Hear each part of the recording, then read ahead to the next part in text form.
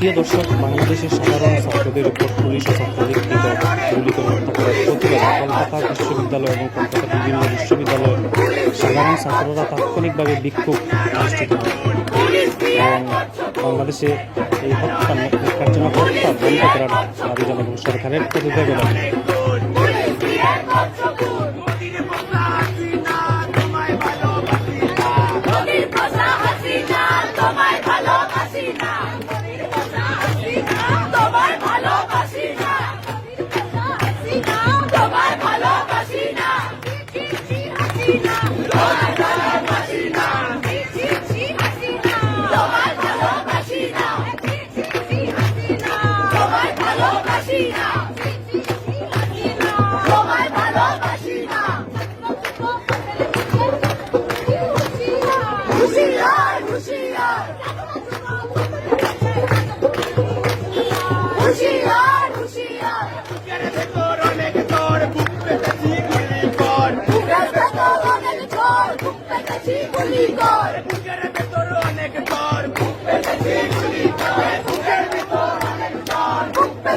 Gulikor!